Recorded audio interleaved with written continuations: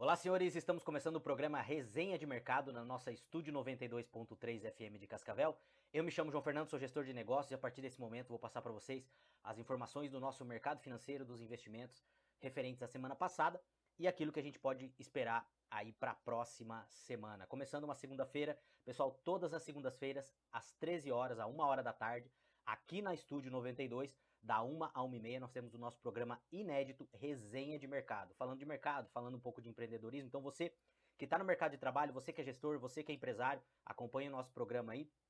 E se você quiser patrocinar o nosso programa, tá? Você pode entrar em contato com o comercial da rádio ou no nosso comercial. 45 30 37 24 33 é o número do nosso WhatsApp aqui do Resenha de Mercado. E não esquecendo os nossos recadinhos de sempre. Entre nas redes sociais da Estúdio 92, tá? No Instagram, no Facebook. Lá no nosso portal também, todas as semanas, às quartas-feiras, está saindo matéria novinha sobre mercado aqui do Resenha de Mercado. Então, entra lá no portal da Estúdio 92, tem vários profissionais lá, tem matéria sobre tudo lá.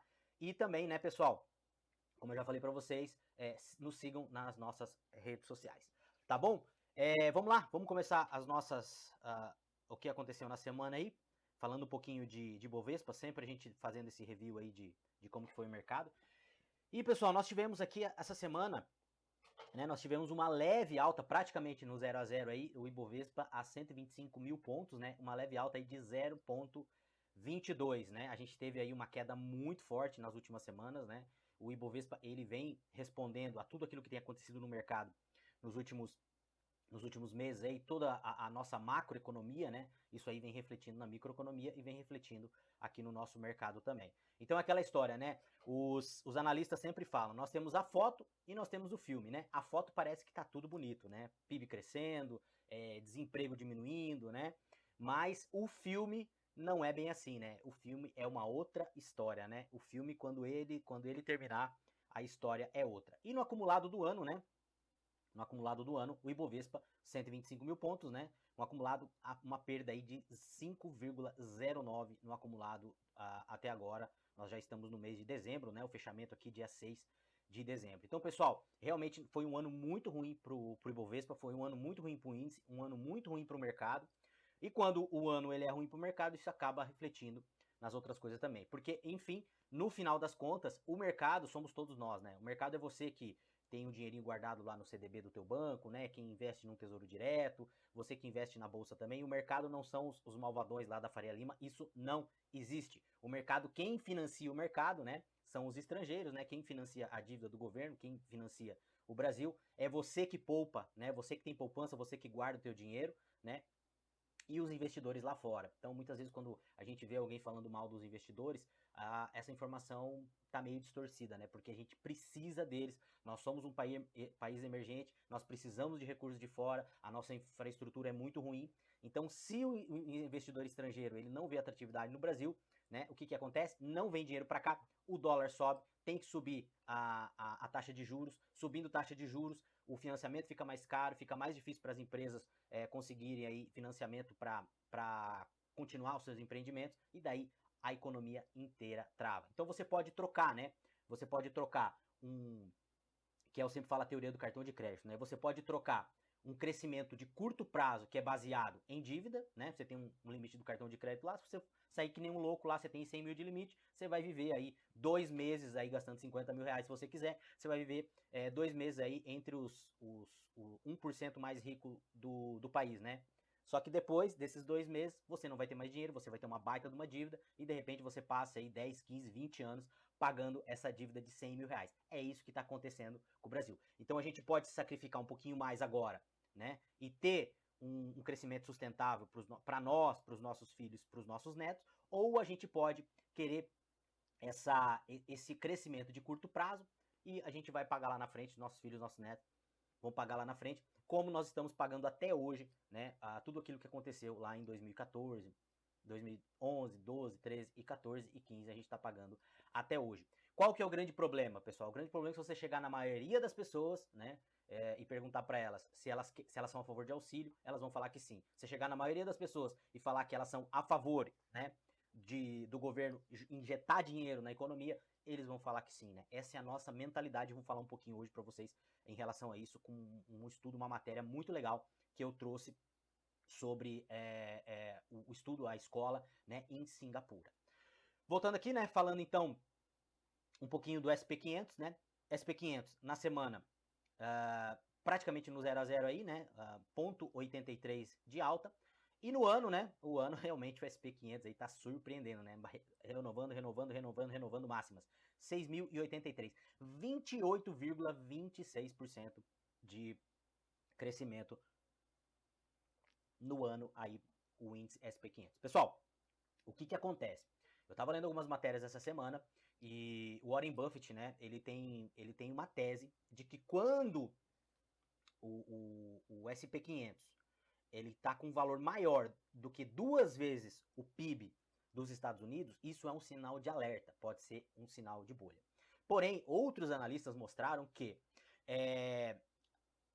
nós tivemos a bolha das .com lá nos anos 2000, quando o índice renovava recordes e a gente estourou a bolha.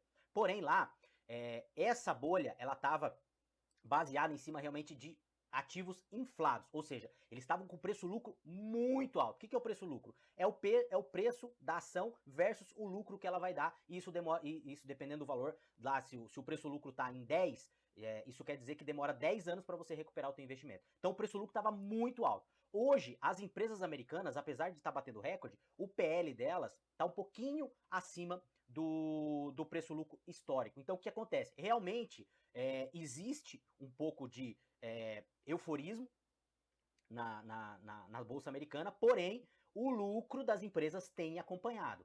E qual que é a minha tese? A minha tese é o seguinte: se você está investindo numa empresa lá nos Estados Unidos, e essa empresa é uma empresa sólida, uma empresa que vem crescendo os rendimentos, o seu PL não está tão esticado, tá? Eu não acho que existe bolha no mercado americano. Ah, ele pode dar uma queda, ele pode corrigir? Sim. O dólar pode dar uma queda, pode corrigir? Sim. Isso vai acontecer. O dólar está subindo demais, a Bolsa Americana está subindo demais. Vai chegar uma hora que vai cair. E essa semana, eu tive várias perguntas em relação ao Bitcoin, em relação ao dólar, em relação às empresas americanas. E você, se você ainda não faz parte da nossa comunidade, entra lá na nossa comunidade, nas nossas redes sociais tem lá o link, pede para entrar na nossa comunidade, que lá a gente fala, toda semana a gente fala sobre investimento, eu coloco matéria lá e a gente esclarece isso. Então, muitas pessoas vieram conversar comigo em relação a isso.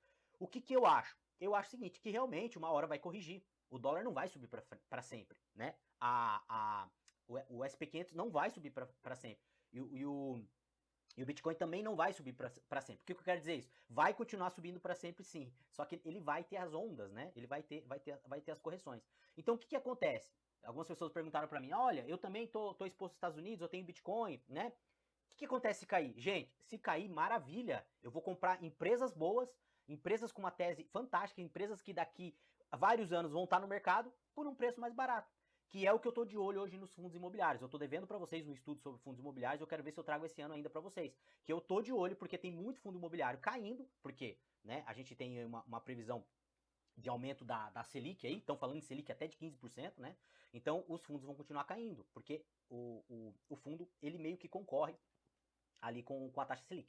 Então eu vejo uma tese muito boa nos fundos imobiliários. Continuo aportando todos os meses, não é nenhuma recomendação, aquilo que eu estou recebendo de dividendos. Eu estou de olho em alguns fundos que daí eu vou começar a fazer um outro tipo de aporte. Se você quiser saber como que você faz isso, entra lá na nossa comunidade. Então, pessoal, o que acontece? Se cair, se o dólar cair, show de bola, eu vou comprar. Se o dólar continuar subindo, show de bola, eu vou continuar comprando dólar. Porque o dólar em relação ao real sempre vai ganhar, sempre vai não ganhar valor, né? Porque o dólar também desvaloriza. Sempre vai desvalorizar menos em relação ao real. Então, dólar sempre é compra. Eu tô comprando todo mês. Essa semana eu comprei dólar, a hora que eu fui fazer a conversão lá, dólar a 6,10. Não tô nem aí, eu não olho pro preço, eu continuo comprando Bitcoin, eu não olho pro preço, eu continuo comprando. Ah, pode cair, não tem problema. Quando o Bitcoin caiu lá mais quase 40%, eu continuei comprando, mantive a tese. E hoje eu tô com uma rentabilidade na minha carteira de 21% nos últimos 12 meses. Por quê? Porque eu olho os bons ativos e continuo comprando. Quando cai, eu não fico triste, eu fico feliz, porque é uma oportunidade de eu comprar mais. Isso é mentalidade de sócio, né? Se você tá comprando uma empresa e você conhece aquela empresa, é do mesmo segmento da tua, e por qualquer motivo o cara tá vendendo pela metade do valor daquela empresa e você tem capital, você não vai comprar? Você não vai ficar feliz? Lógico que você conhece a tese. Cara, o cara tá vendendo uma pichincha, eu vou lá e vou comprar. A bolsa é a mesma coisa, só que você tem que conhecer as empresas. Você tem que conhecer onde você está investindo. E se você quiser fazer isso, entra na nossa comunidade. Detalhe, tá, pessoal? Nossa comunidade lá é gratuito. A gente conversa lá, é uma comunidade, é um grupo de WhatsApp fechado, né? E a gente conversa muito sobre esse mercado. Então, SP500 aí, quem tem, tá dando risada. O dólar, né? Na semana, o dólar passou de R$6 aí, né? Na semana, acumulado de quase 2%, né? E no acumulado do ano, dólar 25% de crescimento, né, pessoal? A gente sabe que quando o dólar sobe, isso impacta diretamente na nossa inflação, né? E eu vi esses dias um deputado federal falando que ele não acredita nos dados do IBGE. Pessoal, eu não sei, me diz aí, será que você sente que a inflação foi só de 4,74 esse ano? Tá, passou um pouquinho do teto ali? Para mim é muito mais. Na minha inflação, a inflação minha particular, cada um tem um, tá muito maior. E todo mundo que eu converso tá muito maior do que 4%, tá? Não tô falando nada, não sei, não pesquisei sobre isso, só que o que eu vejo é que realmente a inflação é muito maior. Me diz aí nos comentários o que você acha. E o Bitcoin, né, pessoal, bateu os 100 mil dólares essa semana, né? Quem tem Bitcoin tá feliz da vida. Quem tem outras criptomoedas também tá feliz da vida, porque o Bitcoin do Bitcoin sobe, o beta das outras, das outras criptomoedas, das stablecoins, enfim, o beta dela é muito maior, então ela sobe muito mais, só que quando o Bitcoin cai, as outras caem muito mais também. Então o Bitcoin, com alta de quase 4% nessa semana, bateu aí os 100 mil dólares. E no ano, nada mais, nada menos do que 127% de alta aí no Bitcoin. Geralmente eu trago para vocês aqui o Bitcoin em real, né? Aí essa semana aqui, quem tá vendo aqui no YouTube, né, depois, tá vendo a gravação aqui, tá vendo que eu trouxe em dólar aí, porque eu acho que é um número simbólico aí, batendo os 100 mil dólares. E tem muita gente que fala aí que nos próximos 2 anos pode chegar aí até $1 milhão. Falando um pouquinho aqui de FIX, de fundos imobiliários, né, pessoal? Que eu tô devendo estudo para vocês, eu vou trazer, tá? Fundos imobiliários fechou a semana aí com uma queda de quase 4%, tá? 3 mil pontos. E no ano, uma queda aí de quase 9% no acumulado. O que fez o IFIX cair tanto? Bom, a gente teve na semana passada, ou retrasada, não lembro, né? Nós tivemos o anúncio lá do pacote fiscal do governo, né? Do Fernando Haddad. E nesse pacote fiscal não foi explicado como é que vai ser, né? A gente não sabe, tem várias conjecturas, mas se entendeu que algumas pessoas que têm fundos imobiliários, que recebem uma renda acima de 50 mil reais, essas pessoas, né, elas podem ser tributadas. E também a gente não sabe, porque entra governo, sai governo, se não é desse governo, o governo anterior também tentou fazer, tá?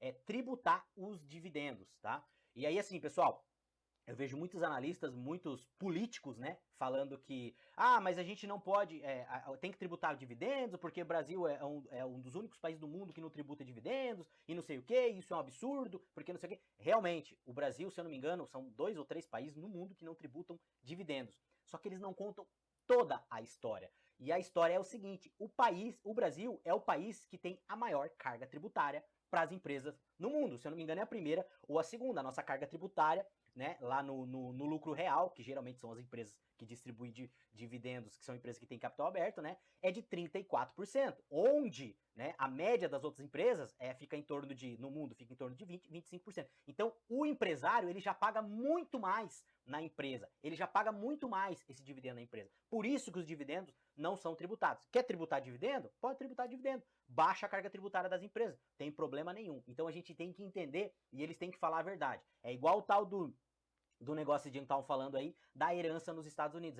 Porque lá aqui no Brasil, vocês acham pouco que a gente cobra de herança? Lá nos Estados Unidos é 40%. Sim, é 40%, mas acima de milhões de dólares, 150 milhões de dólares. A maioria da população não paga $1 de tributação, de sucessão em relação a isso aí.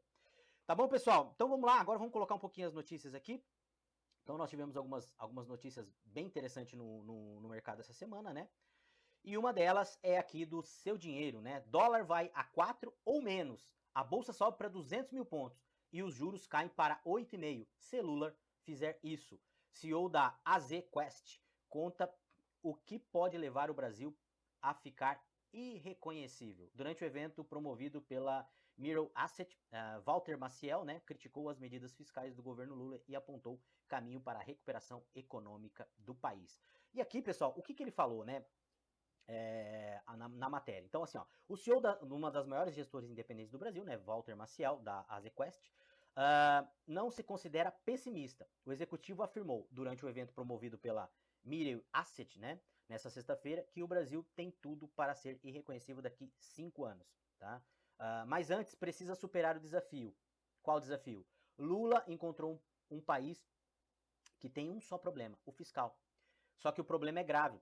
E o que o governo conseguiu fazer de lá para cá é um desastre absoluto, dizer. E aí o que ele fala aqui na matéria, né? Que realmente é tudo aquilo que a gente quer, né? Que o governo segure os gastos, né? E invista realmente naquilo que tem que investir, né? Não adianta ficar tapando sol com a peneira, enxugando gelo, né? É isso que o governo está fazendo. Na verdade, esse pacote fiscal aqui que o Haddad apresentou, ele falou e não falou nada. No final das contas, ele não falou nada. Ele não falou nada em corte de gastos. Ele não falou nada em eficiência. Veja, pessoal, e uma coisa muito interessante e muito importante, tá? Eu não sou contra o Estado investir, tá? Vai ter muita gente, de repente, vai me criticar. Eu acho que não.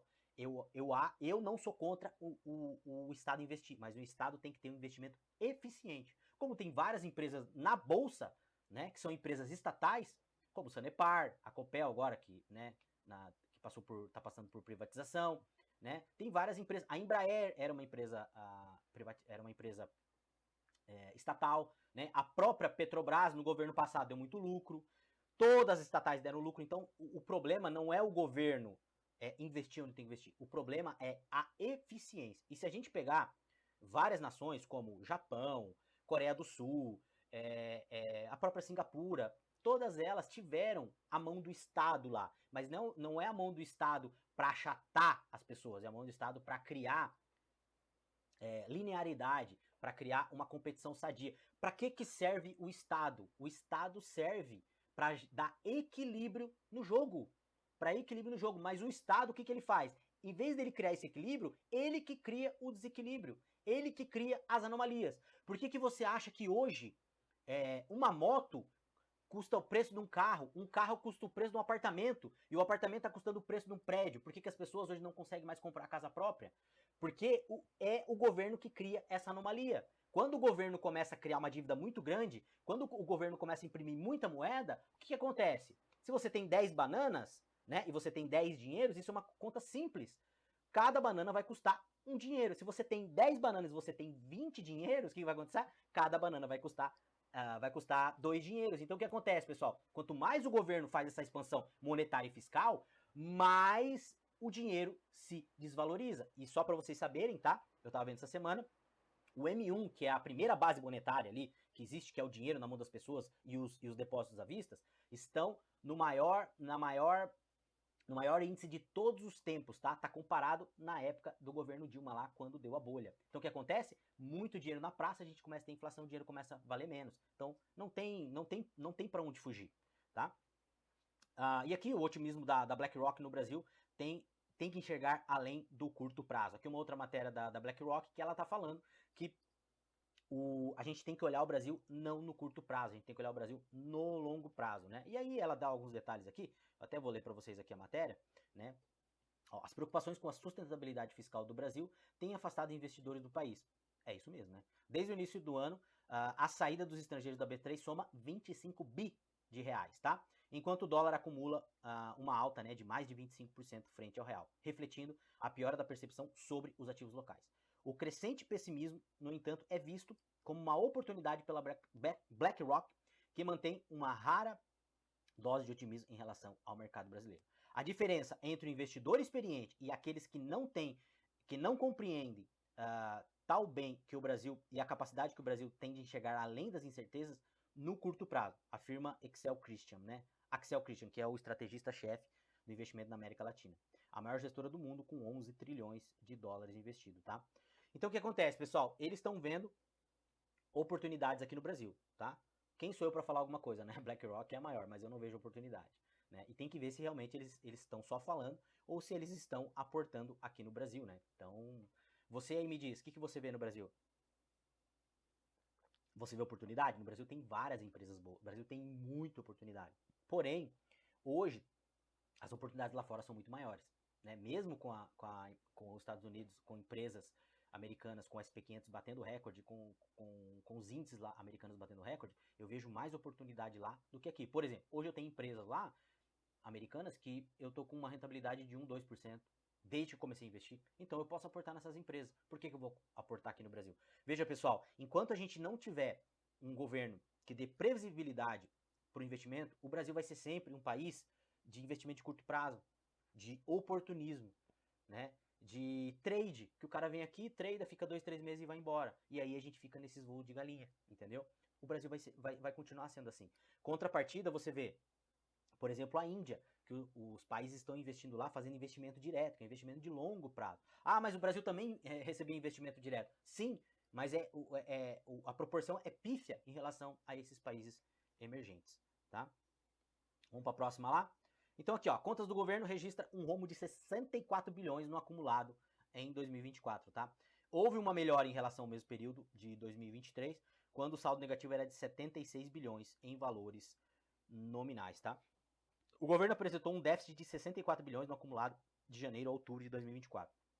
Houve uma melhora em relação ao período de 2023, quando o saldo negativo foi de 76 bilhões, né? Uma queda de 15%, mas ainda é um déficit de 64 bilhões, tá? A gente vai ter um déficit gigantesco. Parece que a estimativa era, a banda ali, né, permitida era até 28 bi, só que o nosso déficit vai ser muito maior, né? O rombo apresentado dificulta a missão do governo de cumprir a sua meta fiscal, que estabelece déficit zero, tá? Ou intervalo de 0,25 pontos percentuais do PIB para o saldo primário, que corresponde à subtração entre as receitas e as despesas, sem contar o pagamento de juros da dívida, que também não adianta nada, né? Você fala assim, sobrou 10 mil reais esse mês na conta da minha casa, que show, você tem 20 mil de juros que você tem que pagar que você não tá contando. Gente, isso é uma coisa para inglês ver, né? Para bobo ver. O governo pode gastar 28 bis, que eu falei para vocês, né? A mais das receitas da meta. Em si, do déficit, ainda considerado déficit zero, que tem a banda ali de tolerância, né? Mas há uma margem de tolerância, que é essa margem de 28 bi, o governo vai gastar muito mais, vai estourar muito mais, e lembre-se que o governo estava falando que o nosso déficit ia ser zero este ano, né? Não vai ser zero nem o ano que vem, do jeito que as coisas estão, tá? E aí, né, a gente vê aqui o que está acontecendo com o Brasil, né? O Brasil cai para a 10ª maior economia do mundo no ranking do FMI. O que aconteceu aqui, pessoal? Por que o Brasil caiu para a 10ª posição no ranking? Simplesmente porque a moeda brasileira é a pior moeda do ano, né? A pior moeda do ano em relação à desvalorização do dólar, e a gente caiu, se eu não me engano ali, nós estamos atrás do Canadá, que é a 9ª economia, tá? E a indústria do Brasil cresce em ritmo mais intenso em novembro, mostra PMI, tá? O PMI, pessoal, é uma pesquisa que são feitas com gerentes de produção, tá? Então o que acontece? Geralmente quando o PMI tá acima de 50, isso aí quer dizer que o mercado tá aquecido, né? Que a previsibilidade é de crescimento. Quando tá abaixo de 50, a previsibilidade é de queda, né? O índice de gerentes de compras caiu de 52,9 para 52,3 em novembro, com a demanda interna segurando o indicador no campo positivo, tá? Custos dos insumos foram os mais baixos em 6 meses. O que acontece? Então, a gente está vendo que os gerentes, as indústrias ainda estão com viés de crescer a produção, mas vem caindo, né? Porque eles já estão se preparando, né, para a continha do cartão de crédito que vai vir lá na frente, né? Então, as empresas sabem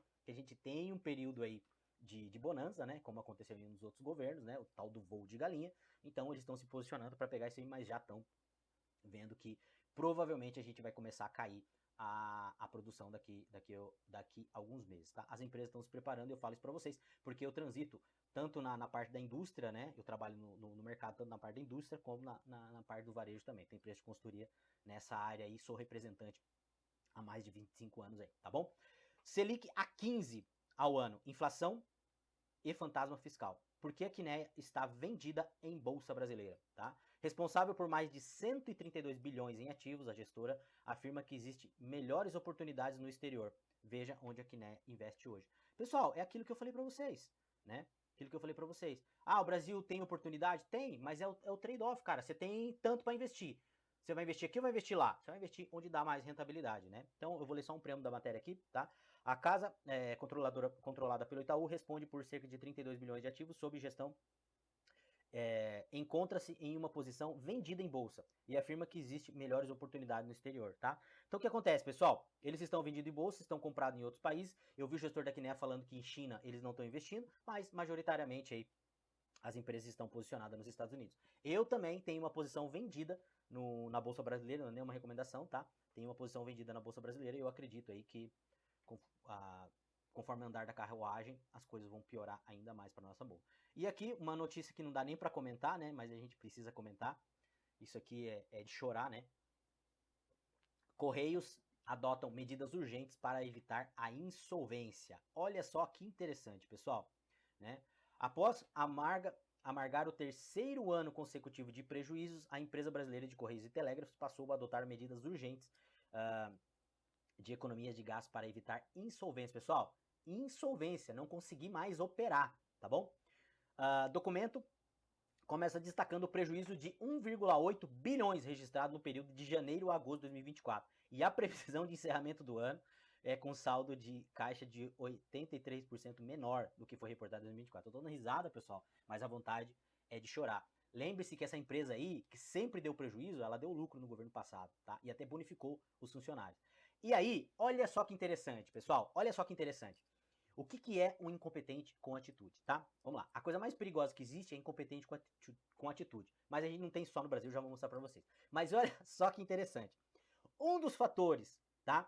Que ajudou a essa derrocada aí, a esse caos, a esse resultado super negativo nos Correios, uma das coisas que ajudou foi uma coisa que o próprio governo fez, tá? Taxação das compras internacionais, a taxa das blusinhas, que gerou um impacto negativo de 1 bilhão nas receitas em 2024. O que eles fizeram? Começaram a taxar lá as blusinhas, né? Porque era para taxar as empresas, não era para taxar as pessoas. Taxaram as blusinhas lá, o que aconteceu? As pessoas pararam de comprar, o correio parou de entregar, e isso aí, né, ajudou a contribuir com um saldo negativo de 1 bilhão agora em 2024, tá?